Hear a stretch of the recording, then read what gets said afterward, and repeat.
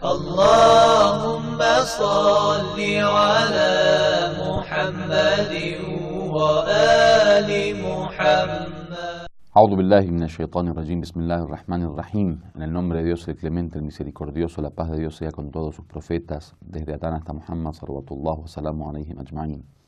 Llegamos ahora a la lección que habla acerca de cuáles son los factores que de alguna manera tienen efecto o causan o son motivos fundamentales de revelar un secreto. Uno de los factores fundamentales que, si ustedes notaron, podríamos decir que aparecen todas nuestras lecciones generalmente como una de las grandes enfermedades y causas principales de muchísimas enfermedades del alma, es la ignorancia. La ignorancia, la falta de conocimiento, la falta de información, la falta de conciencia, esto de que uno no tenga conciencia. Muchas veces uno no tiene conciencia, por ejemplo, de cuál va a ser el final de sus acciones. Como dice el profeta, en muchas narraciones se habla de que alguien, cuando quiere actuar cualquier tipo de acción, es necesario que uno tome en cuenta no solo el beneficio o el perjuicio momentáneo, sino que se fije hacia dónde puede llevarnos esa acción, cuál será el final de esa acción, ya que muchas acciones pueden ser que en el momento, digamos, en el instante en que se hace, no tengan ningún tipo de perjuicio, pero después de un tiempo, por el efecto impresionante que tienen las acciones en la vida del ser humano, puede ser que después de un tiempo uno vea sus perjuicios y sus daños. El tema de la ignorancia puede ser que de alguna manera tenga que ver con, por ejemplo, de ignorar de que uno tiene que tener relaciones específicas con la gente de confianza y tiene que tener precaución con la gente de no confianza. Muchas veces uno se confía más de lo necesario, o por ejemplo puede ser también basado en el taqwa, una persona que no tenga temor de Dios, que no tenga piedad de Dios, de alguna manera no tiene conciencia de que tiene que mantener algunas cuestiones en secreto, tiene que tratar de alguna forma de mantener este equilibrio en la vida del hombre, que no todo lo que uno sabe se puede decir, no todo lo que la gente sabe se le debe decir a uno. Esas son cuestiones que al fin y al cabo la persona de conocimiento, la persona que trata de escaparle a la ignorancia, está más consciente generalmente. Con respecto a este tema, obviamente el imam Sadiq alayhi salam tiene un hadith muy interesante que dice: la turmul mu'minin wa la tattabi'u atharatihim. Dice: no acusen a los creyentes, ni tampoco anden siguiendo sus huellas, no anden siguiendo, digamos, cada cuestión que uno hace, porque cuando hablamos de mantener un secreto, obviamente la gente a veces imagina que el secreto es que alguien me contó algo y no tengo que develarlo. No es siempre así. Cuando hablamos de hablar un secreto, estamos hablando de no develar un secreto o de guardar un secreto, estamos hablando en realidad de aquello que también tiene que ver con el comportamiento de muchas personas. O sea, no siempre las palabras son secretos. A veces la forma de vida de una persona, a veces la enfermedad de una persona, hay veces la posición económica de una persona, hay veces puede ser, por ejemplo, un determinado tipo de relación que tiene con su esposa, con sus hijos. Hay veces tiene que ver con su carácter, de no, por ejemplo, develar que tal persona en su casa, por ejemplo, o en su soledad, tiene problemas psicológicos, tiene problemas de conducta o de comportamiento. O sea, cuando hablamos de mantener un secreto guardado, no necesariamente estamos hablando de una palabra que no se pueda decir, una expresión que no se pueda decir, un término determinado que no se pueda decir. No, estamos hablando de cualquier tipo de secreto. O sea, secreto es todo lo que se debe ocultar. Y bueno, esto pasa muy normalmente con respecto a los defectos nuestros, por ejemplo, cuando estamos en soledad. Ustedes saben muy bien que muchos de nosotros, por ejemplo, guardamos el pecado únicamente para nuestra soledad. O sea, muchos de nosotros, desgraciadamente, puede ser que en una imagen, digamos, social, una imagen externa, la gente vea que uno no peca o que trata de no pecar. Pero muchos de nosotros, desgraciadamente, cuando estamos en nuestro ámbito, digamos, más cercano o más digamos, de confianza o en soledad, entonces uno muchas veces peca.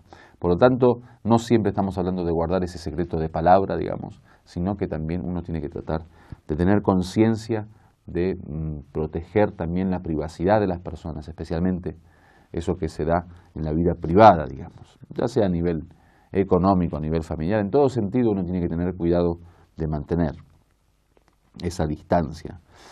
Entonces dice, no sigan de cerca todos, digamos, los pasos o las huellas del creyente, porque todos nosotros tenemos nuestros problemas, nuestros pecados, nuestras enfermedades, nuestros defectos, y si cada uno de los creyentes quisiera seguir con la lupa, digamos, cada movimiento de la persona, nos va a encontrar quizás miles de errores y de defectos y de pecados. Entonces sería, digamos, una gran crisis a nivel social, cuando cada persona tiene idea del mal que puede producir, digamos, o provocar cada persona. Si cada persona supiera todos los pecados que hace su hermano, su compañero, su familiar, su amigo, si cada persona estuviera, digamos, revelando los secretos de cada casa, de cada situación privada, de cada ámbito de privacidad, entonces la sociedad no podría vivir en paz. فإن من يتبع عثرة المؤمن أو عثرة المؤمن يتبع الله عز وجل عثرته. Dice, aquel que sigue digamos, los movimientos del creyente, las huellas del creyente, y que está constantemente tratando de controlarlo, de espiarlo, de saber qué es lo que hace, dice, Dios también seguirá sus huellas. Dice, y quien Dios sigue sus huellas, o quien Dios sigue los pasos y, digamos, cada uno de estos movimientos de la persona, al fin y al cabo, digamos, en su propia casa puede ser que revela sus secretos. Es decir, que uno no tiene la seguridad de que si uno, por ejemplo, oculta un secreto determinado de la gente, Dios de alguna manera se encarga, puede ser, cuando uno esté, digamos, en esa postura de andar buscando los defectos de las personas y viendo qué es lo que hace cada uno y tratando de velar sus defectos, entonces Dios también se encarga de hacer lo mismo con uno mismo, aunque uno trate de ocultar sus defectos. Lo otro tiene que ver con lo que llaman zallat al-lisan, cuando hay un descuido. Hay muchas veces que uno devela o revela un secreto con intención. O sea, yo digo, por ejemplo, bueno, fulanito me dijo algo o sé algo de fulanito y no quiere que lo sepa, pero yo para hacerle un daño, con mala intención voy y lo digo, lo cuento. Hay veces que no es así, hay veces que uno no tiene mala intención, hasta no tiene intención de decirlo, ni mala ni buena, no quiere decirlo. Pero sin darse cuenta muchas veces se escapa, como nosotros cuando la lengua, digamos, en árabe le llaman como que la lengua se adelantó al corazón, se adelantó a la mente. Supuestamente hablar es esa idea que tenemos en mente, manifestarla a través de la palabra. Pero muchas veces la palabra se manifiesta sin pensar. O por algo inconsciente, o porque no nos dimos cuenta, o por cualquier otro tipo de cosa. Porque el ser humano es así, o sea, se equivoca, no todo está en su mano. Entonces, dicen que muchas veces los secretos, digamos, se manifiestan de esa forma, o sea, sin querer, sin que uno tenga, o quizá uno está hablando de otro tema y de repente viene una imagen determinada y sin darse cuenta se dice. Por ejemplo, el imam Ali habla de este tema diciendo, al-mar'u ya'thiru birijlihi fayabra. Dice el ser humano, el hombre, puede ser que se tropieza con su pie y le pasa algo a su pie, pero después se cura, digamos, después ya no tiene problema.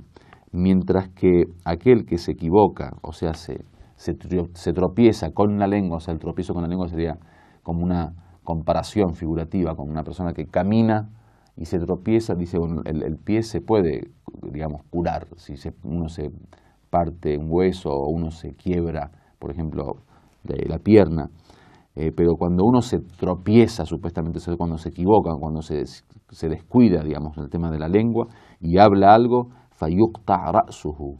Dice, en ese sentido muchas veces se le corta la cabeza, es decir, que muchas veces uno termina hasta, digamos, con grandes perjuicios y grandes daños, hasta podría llegar a morir por culpa de un descuido de la lengua.